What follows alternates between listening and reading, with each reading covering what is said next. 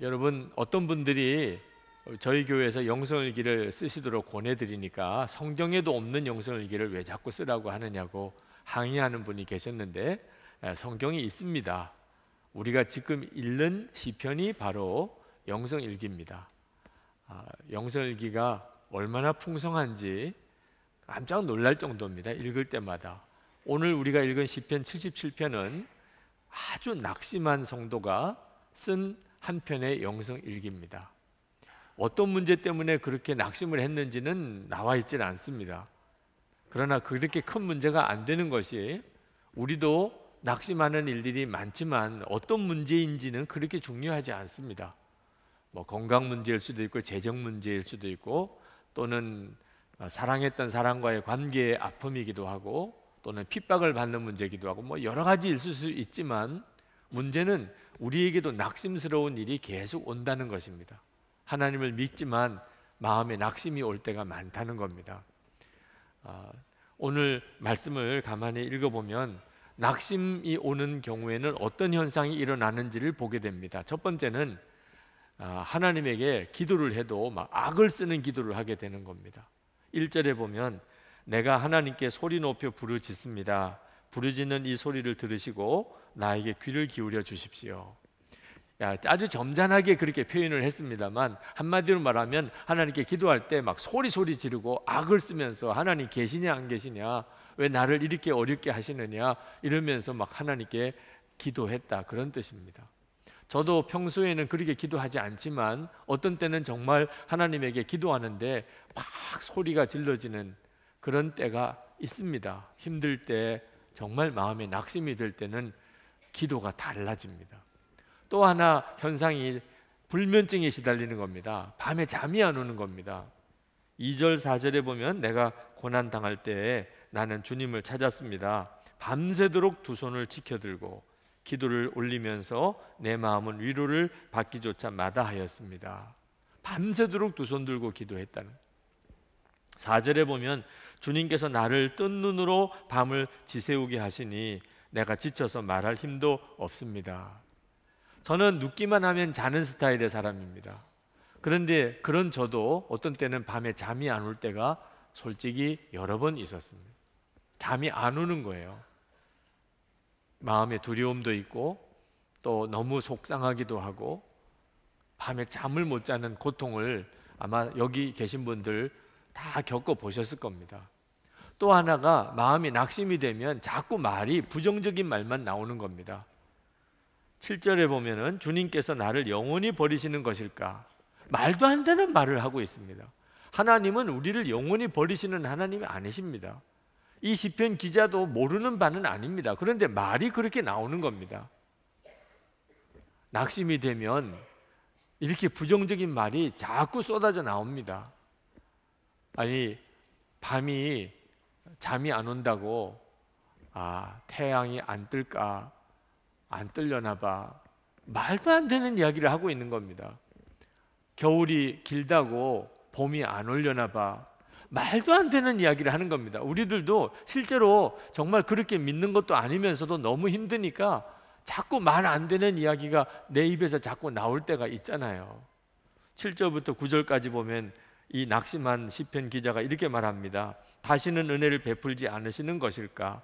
그분의 사랑도 이제는 끊기는 것일까? 그분의 약속도 이제는 영원히 끝나버린 것일까? 하나님께서 은혜를 베푸시는 일을 잊으신 것일까? 그의 노여움이 그의 긍휼을 거두어 들이신 것일까? 하나같이 말도 안 되는 이야기입니다. 그런데도 시편 기자의 마음에 그런 생각이 들고 그런 말이 나오는 거예요. 얼마나 힘들겠어요. 본인이 낙심이 될 때 겪는 고통을 다 겪어보셨으니까 알잖아요. 그런데 여러분, 낙심이 오면 자기만 힘든 거 아니라는 걸 아셔야 합니다. 주변에 있는 사람들이 다 힘듭니다. 내가 낙심하면 그러면 내 주변에 있는 가족과 주변 사람 다 힘듭니다. 여러분, 오늘 시편 77편을 읽으실 때 기분이 어떠셨습니까? 은혜 받으시는 분 별로 없으셨을 겁니다. 오늘은 왜 이렇게 성경이 이렇게 답답하기만 해? 그런 느낌이셨을 거예요. 읽기만 해도 그런 느낌이셨을 거예요. 그런데 실제로 옆에 있는 남편이, 아내가, 또는 부모님이, 자녀가, 또는 뭐 같은 교우들이 그렇게 낙심해서 하나님에게 기도하면 악부터 쓰고 밤에 잠을 못 자고 그리고 늘 부정적인 이야기만 하고, 그러면 그 주변에 있는 가족들과 교우들이 얼마나 힘든지를 생각해야 하는 겁니다. 혹시 낙심이 되신 분이 있다면 여러분 자신을 위해서도, 주변에 있는 사람을 위해서도 속히 그 낙심에서 일어나게 되기를 축복합니다. 이건 사명입니다. 예수 믿는 성도로서 낙심에서 일어나는 것은 사명과도 같습니다. 우리가 기쁨의 근원이 되어야지 다른 사람에게 짜증스러운 존재가 되어서는 안 되잖아요. 그런데도 한 가지 감사한 것은 이 시편 77편을 읽어보면 이 사람이 그렇게 낙심해 있으면서도 계속 기도를 하고 있다는 겁니다. 아, 기도를 하는 거 보니까 이 사람이 아직 끝은 아니구나, 희망이 있구나. 기도를 하면 하여튼 하나님에게 소리를 지르든 뭐 밤에 잠을 못 자든 늘 부정적인 말만 하든지 간에 기도를 계속 하고만 있다면 결국은 뒤집어집니다. 해피엔딩입니다. 결말은. 기도를 하고 있는 것 자체가 너무 감사한 겁니다. 욥이 이유 없는 고난을, 참 어려운 고난 당했습니다. 하나님은 진짜 살아계신 걸 믿는데 재산이 하루아침에 다 사라지고 자녀들 하루아침에 다 죽고 온몸에 악창이 나고, 도대체 하나님은 살아계신데 어떻게 이런 일이 일어나는지 욥이 이유를 알 수가 없어서 괴로워합니다. 그런데 그 욥이 그걸 끝까지 견뎌냅니다. 갑절의 복을 받습니다. 무슨 힘으로 그럴 수 있었을까요? 기도했던 것 때문에. 그렇게 힘들고 절망적이고 하나님조차도 도무지 이해할 수 없는 그 상황인데 욥이 끝까지 기도합니다. 그리고 결국은 견뎌내고 하나님이 갑절로 욥에게 복을 주시고 시험하던 마귀는 떠나가죠. 팀 켈러 목사님이 기도라는 책에서 자기 이야기를 하셨는데 9.11 테러가 일어났을 때 목사님의 표현대로 말하면 온 뉴욕시가 우울증에 사로잡혔다고 그랬어요.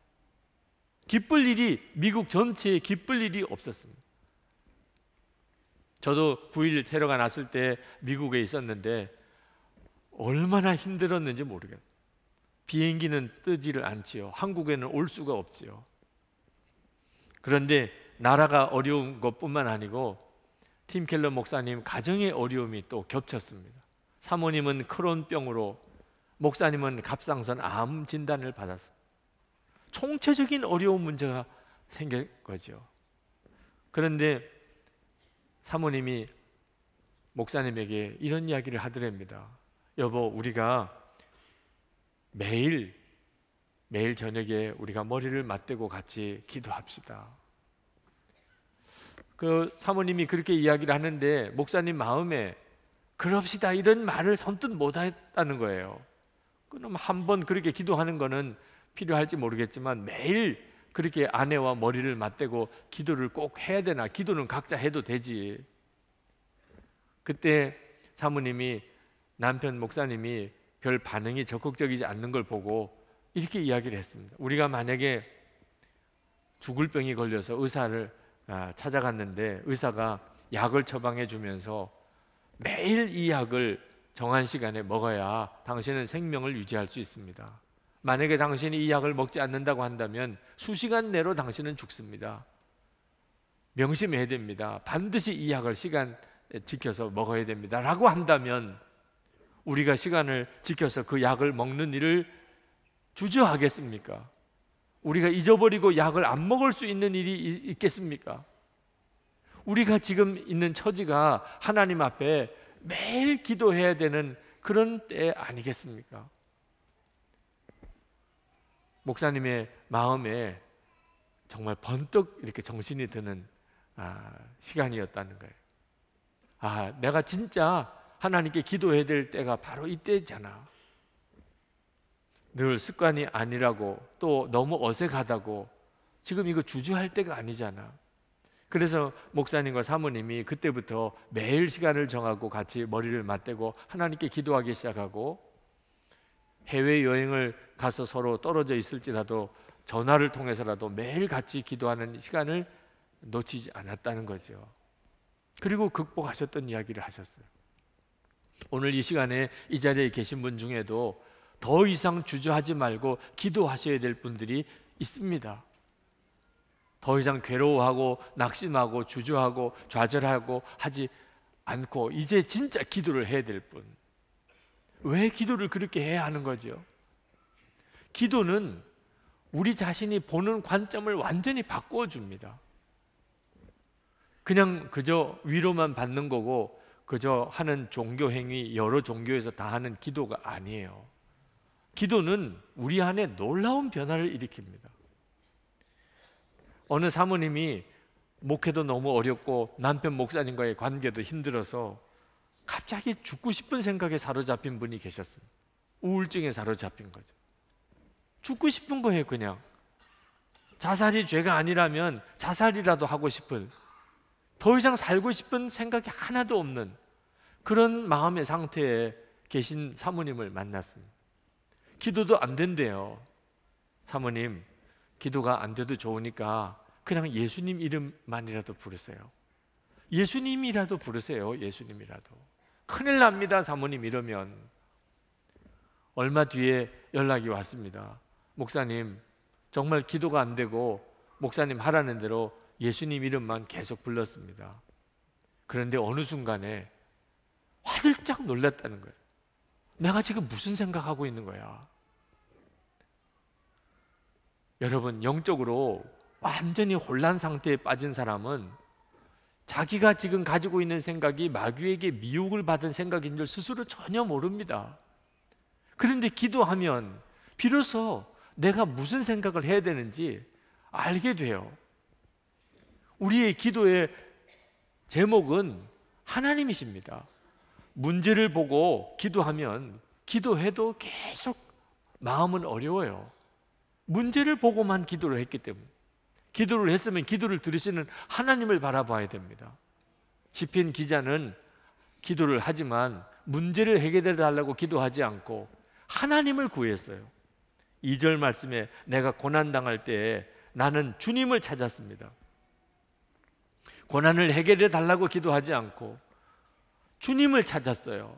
어린아이가 울 때는 여러 가지 이유가 있지요. 배가 고플 수도 있고 몸이 아플 수도 있고 뭘 쌌을 수도 있고. 그 아이가 울면 그러면 응답은 엄마예요. 엄마가 와서 원인을 찾아서 해결해 주는 거죠. 엄마가 올 때까지 아이는 계속 웁니다. 우리가 하나님께 기도할 때도 똑같습니다.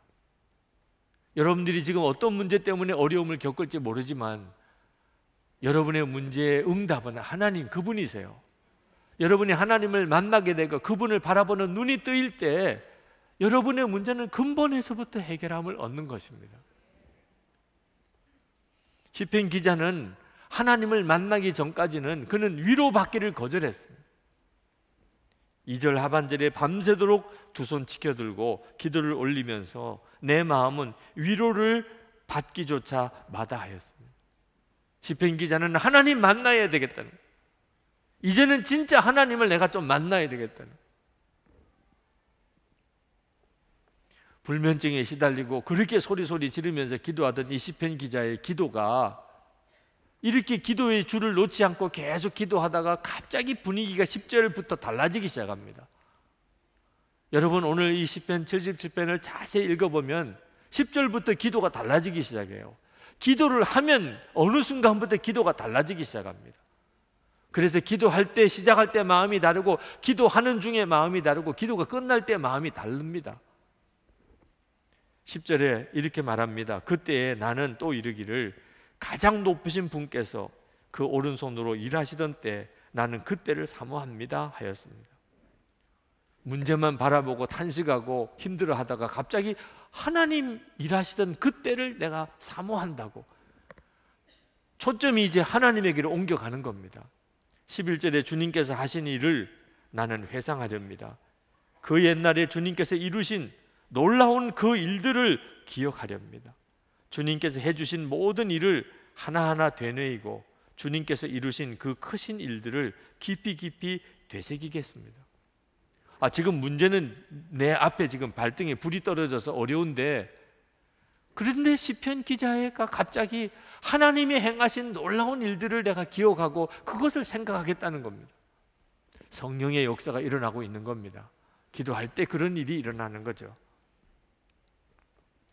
기도 분위기가 싹 바뀝니다. 13절부터 하나님, 주님의 길은 거룩합니다. 하나님만큼 위대한 신이 누구입니까? 주님은 기적을 행하시는 하나님이시니 주님께서는 주님의 능력을 만방에 알리셨습니다. 주님의 백성 곧 야곱과 요셉의 자손을 주님의 팔로 속량하셨습니다. 그렇게 하나님이 계신가 안 계신가도 의심이 된다 그러고, 하나님의 사랑도 의심이 된다 그러고, 하나님의 약속도 이제 다 끝났나 이러던 사람이 하나님을 찬양합니다. 하나님의 능력을 찬양합니다. 도대체 시편 기자가 무슨 기억을 했길래 이렇게 확 바뀐 거죠? 이스라엘 백성이 출애굽할 때 그 홍해에서 홍해가 갈라지는 바로 그 사건을 이 시편 기자가 추억을 한 거예요. 이스라엘 백성이 이제 바로 왕이 떠나가라고 그렇게 허락한 바람에 모세가 이스라엘 백성을 데리고 300만이 지금 출애굽을 했습니다. 그런데 가다가 홍해 앞에 섰습니다. 앞에는 홍해 바다입니다. 길이 끊긴 거예요. 그런데 뒤에 돌아보니까 애국 군대가 병거를 이끌고 자기들을 죽이려고 뒤쫓아오는 겁니다. 이런 난감한 상황에 처해졌을 때 앞으로 가지도 못하고 뒤로 도망갈 수도 없고 꼼짝없이 죽었구나, 이런 상황에 부딪혔을 때 이스라엘 백성들이 막 폭발합니다. 그들이 뭐라고 그랬는지 아십니까? 출애굽기 14장 11절에 애굽에 매장지가 없어서 당신이 우리를 이끌어내어 이 광야에서 죽게 하느냐. 아니, 우리를 여기서 다 죽게 만드냐? 여기 우리 공동묘지가 되게 하려고 우리를 여기 이끌어냈냐? 사람이 한번 문제에 푹 빠지면, 마음에 낙심이 오면, 그러면 사람은 이렇게 됩니다. 그냥 원망하고 불평하고 탄식하고. 그런데 똑같은 상황, 똑같은 시간, 그 똑같은 자리에서 모세는 말이 다릅니다. 출애굽기 14장 13절 14절에 모세는 이렇게 말합니다. 너희는 두려워하지 말고 가만히 서서 여호와께서 오늘 너희를 위하여 행하시는 구원을 보라. 여호와께서 너희를 위하여 싸우시리니 너희는 가만히 있을지니라. 어떻게 이렇게 다르죠?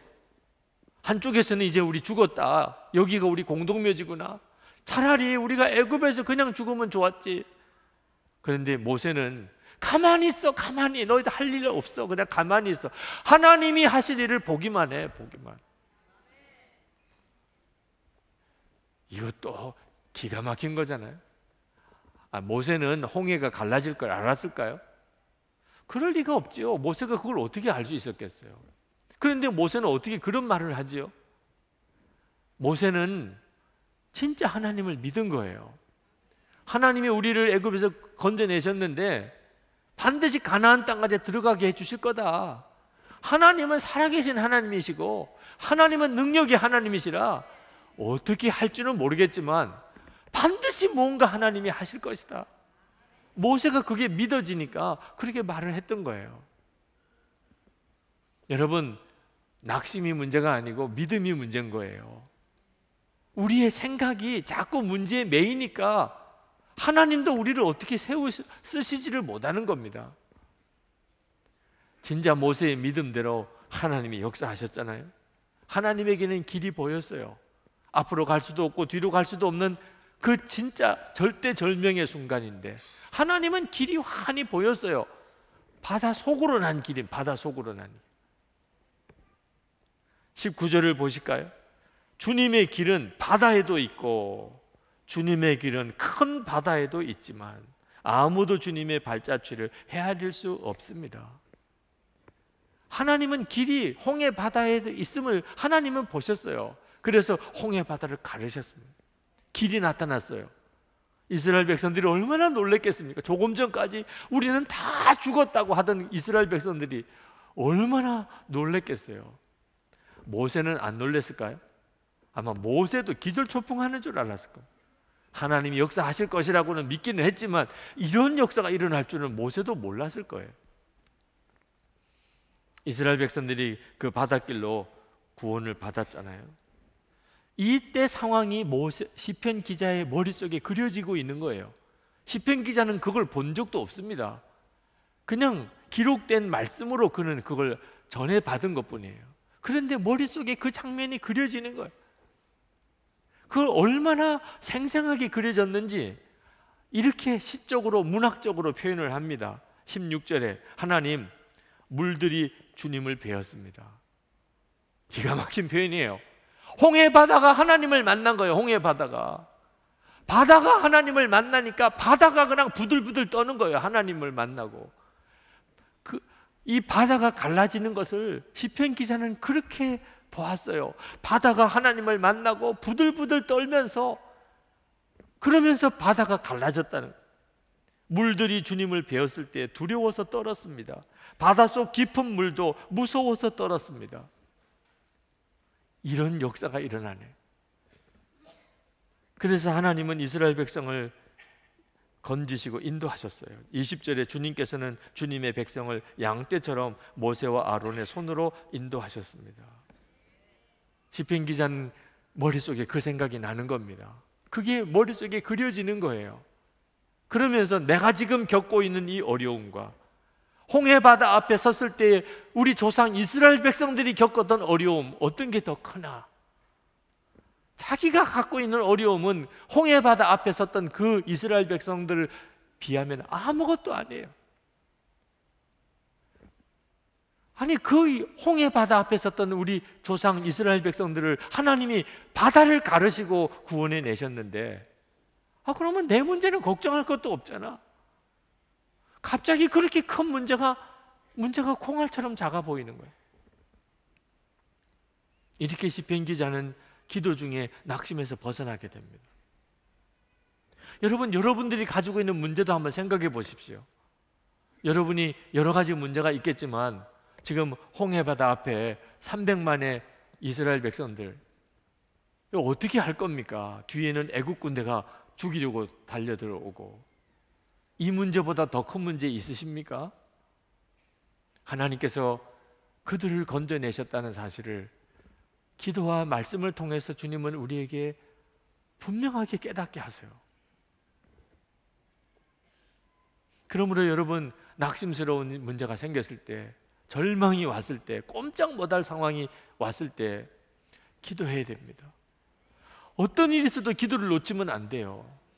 답답해도 악소리밖에 안 나도 밤잠을 잘 수가 없어도 하여튼 기도해야 돼요. 그리고 성경 보셔야 돼요. 하나님이 행하신 놀라운 일들을 여러분이 읽으셔야 돼요. 어떤 분들은 목사는 설교할 때마다 꼭 기도하고 성경 보라 그러네. 결론도 뻔해. 안 들어도 알겠어. 이제는. 아마 그렇게 빈정거리는 분도 있을지 모르겠어요. 여러분 설교해 봐요. 여러분이 여러분도 똑같이 할 거예요. 똑같이. 여러분이 설교해 한번 해봐요. 기도하고 한번 성경 본문 찾아가지고 한번 설교해 보시라고. 여러분도 여러분의 입으로 기도하고 성경 보라고 하게 될 거예요. 왜? 답이 그거밖에 없어요. 답이 유일한 답이에요. 유일한 답. 여러분 어떤 문제를 만나도 생각이 달라지고 보는 관점이 달라지면 문제는 완전히 달라져 버립니다. 그런데 이 생각을 바꾸고 믿음을 바꾸고 관점을 바꾸는 일은 오직 성령의 역사로 이루어지는 거예요. 그런데 이 성령의 역사는 우리가 기도하고 성경 볼 때 일어나요. 우리가 기도하고 성경을 보지 않으면 성령께서 우리의 속마음을 뒤집으실 수 있는 방법이 없어요. 그런데 우리가 기도의 줄을 놓지 않고 우리가 계속 하나님의 말씀을 붙들고 있으면 그 다음에 성령께서 우리 속을 완전히 뒤집어 놓으십니다. 그래서 기도를 놓치지 말라는 거예요. 절망적일 때, 낙심이 될 때 계속 말씀을 보라는 겁니다. 저는 한번 너무너무 힘들고 답답해서 3일 금식을 했던 적이 있습니다. 도무지 저 힘으로는 해결할 길이 없고 너무 좌절이 오고 아무것도 할 수가 없는 이런 지경이어서 근데 3일 금식을 하는데 갑자기 하나님께서 제 마음속에 너는 왜 무엇이든지 기뻐하고 기도하고 감사하라고 하는 내 말에 순종하지 않았냐요. 저는 문제가 어렵다는 생각만 했지 제가 하나님의 말씀대로 순종하지 않은 게 문제가 된다는 걸 몰랐었어요. 너는 모르느냐? 무엇이든지 기뻐하고 기도하고 감사하라. 데살로니가전서 5장 16절, 17절, 18절 수도 없이 들었고 나도 설교도 했던 말씀. 생각해 보니까 문제가 힘들다, 상황이 어렵다고만 생각했지 무엇이든지 기뻐하고 기도하고 감사하라고 하는 말씀에 제가 순종하지 않고 있었습니다. 회개했습니다. 하나님, 제가 그 말씀에 순종하지 못했습니다. 그리고 무엇이든지 기뻐하라고 했으니까 제게 부딪힌 그 상황도 기뻐하고 그리고 기도하고 감사하면서 깜짝 놀랐습니다. 문제는 여전히 그대로지만 하나님이 너무나 분명히 믿어지는 거예요. 하나님이 너무나 생생하게 믿어지는 거예요. 하나님이 믿어지니까 문제는 똑같은데 문제는 너무너무 작아 보이는 거예요. 문제가 없어진 거나 문제가 아주 작아진 거나 똑같더라고요. 하나님의 말씀과 그리고 하나님 앞에 매달리는 기도 중에 해결 안 될 문제가 없습니다. 우리에게는 어떤 어려움, 어떤 낙심도 이길 힘을 하나님이 주셨어요. 이스라엘 백성들에게는 출애굽 과정에서 겪었던 홍해를 가르는 이 기적을 통해서 하나님은 이스라엘 민족의 심성, 마음 중심에 아예 하나님이 도장을 찍어 놓으셨어요. 너희는 홍해를 갈라 구원한 백성이다. 그 다음부터는 두려울 일이 없는 거죠. 여러분, 우리들에게도 똑같이 하셨어요. 우리도 똑같이 홍해를 건넌 백성이고 예수님의 십자가의 사건과 그리고 부활의 사건과 그리고 성령 강림을 통해서 예수님이 우리 안에 오신 이 놀라운 사건을 우리 모두가 다 누리고 있는 겁니다. 주 예수님은 나를 위해 십자가에 죽으셨고 사흘 만에 부활하셨고 그리고 지금 내 안에 계세요. 그게 사실이라면 도대체 이보다도 더 큰 문제가 도대체 뭐가 있겠습니까? 저희 딸이 3살도 되기 전이에요. 한 번은 집 안에서 이렇게 넘어졌는데 그만 탁자에 얼굴이 부딪혔는데 눈 바로 밑이 많이 찢어졌습니다. 그 갓난 어린 아이가 눈 밑이 찢어져서 피가 나는데 너무너무 놀라겠더라. 혹시 이게 큰 어려움이 되지 않을까? 그래서 그 아이를 데리고 병원의 응급실로 달려갔는데 이 눈 밑에 찢어진 흉터는 다행히 눈을 다치진 않았지만 흉터가 될 것 같아요. 그래서 이걸 꿰매기는 해야 되겠는데 응급실에 있는 의사분이, 젊은 의사분이 이걸 꿰맬 자신이 없다는 거예요. 부위도 너무너무 예민한 부위고 너무 난감해요. 근데 다행히 병원장이신 장로님이 계셔서 급히 연락을 드렸더니 데리고 오라고 하더라고요. 그래서 그 아이를 데리고 갔더니 당장 눈밑을 꿰매겠다고. 그리고는 저에게 이 아이의 머리를 꽉 목사님이 잡고 계셔야 된다고. 잘못하면은 눈을 다칠 수 있으니까 목사님이 아이의 머리를 꼭 잡으시라고. 그래서 제가 저희 딸 머리를 꽉 잡았어요. 이거 조금이라도 잘못하면 안 되니까 정말 힘을 주어서 잡았는데 그때 저희 딸이 저를 보는 눈을 지금도 잊을 수가 없어요. 정말 눈에는 공포 그 자체예요. 여러분 그렇지 않겠어요? 지금도 만나서 그 어릴 때 아무 기억도 안 나지만 하나 기억난데 장로님이 바늘로 자기 눈을 쑤시려는 거예요. 얼마나 두려웠겠어요. 그런 상황인데 아빠가 그 장로님을 막지도 않고 자기 머리를 꽉 붙잡고 피하지도 못하게 하고 있으니 저희 딸이 얼마나 두렵고 답답하고 아버지에 대해서 도대체 아버지 맞아? 이런 생각도 했지 않겠습니까? 제가 그때 그 어린 아이에게 어떻게 설득하겠어요? 가만히 있어야 된다고 어떻게 제가 그 아이에게 설득할 수 있겠어요? 어떻게 이해시키고 그 시술을 받을 수 있겠어요? 그냥 꽉 붙잡아 주는 수밖에 없는 거죠. 여러분, 하나님이 이따금 우리를 이렇게 꽉 붙잡으실 때가 있어요. 꼼짝을 못하게. 아니, 하나님이 나를 사랑하신다면서, 하나님이 나를 위하신다면서, 좋으신 하나님이시라면서 왜 나를 꼼짝도 못하게 이렇게 하나님이 나를 붙잡고 계시지? 그때 여러분, 하나님이 나를 싫어서 하시는 것도 아니고, 나를 버려서 하시는 것도 아니고, 나를 외면하시는 것도 아니고, 나에게 뭔가 좋은 것을 주시려고 하신다는 것을 믿으셔도 된다는 것이에요. 하나님이 나를 붙잡고 계실 때는 뭔가 까닭이 있으시다는 거예요. 여러분, 욥이 정말 아무것도 할 수 없었잖아요. 마귀가 욥을 그냥 마구 흔들어서 시험합니다. 목숨 하나 건드리지 못하고 나머지는 그냥 다 뺏어간. 욥은 아무것도 할 수가 없었어요. 그러나 그 때를 지나고, 그리고 욥에게는 마귀가 다시는 건드리지도 못하는, 그리고 하나님이 갑절로 복을 주시는 역사가 있었잖아요. 홍해 앞에서 이스라엘 백성들은 꼼짝 못했어요. 완전히 그냥 얼어붙었어요. 앞에는 시퍼런 바다요, 뒤에는 애국 군대요. 그런데 그 꼼짝 못하는 그 상황이 홍해가 갈라지는 체험을 하는 바로 그날이었잖아요. 저는 저 자신의 지난날을 가만 돌아보니까 정말 그렇더라고요. 저는 목사의 아들이고 3대째 목사가 됐지만 장애인이 될 절박한 상황에 몰렸을 때까지는 거듭남이 없었어요. 다리는 수술을 해서 병원에 꼼짝없이 묶였습니다. 정말 내 상황이 지금 어떻게 되는지, 앞으로 내 앞길은 어떻게 될지 종잡을 수가 없는 그런 두려운 상황. 근데 그날 저는 회심을 체험한 거예요. 저는 다른 사람은 3년 못 미쳐서 다 제대하는 군 생활을 6년을 했습니다. 정말 답답하기도 했고 완전히 얽매인다고 생각도 들었었어요. 그런데 그 6년 동안에 힘들다고 느꼈던 군 생활을 통해서 저는 주님과 동행하는 눈이 뜨였어요. 저는 대학원 졸업을 못했습니다. 그리고는 부산에 내려가서 거기서 10년 동안 거기서 목회만 해야 됐습니다. 다른 사람은 공부도 하고 앞길도 열리는 것 같은데 저는 그냥 목회만 해야 됐어요. 그 답답했던 것 같은 그때 기도하고 말씀을 보다가 예수님의 사람 제자훈련 교재가 그때 만들어진 겁니다.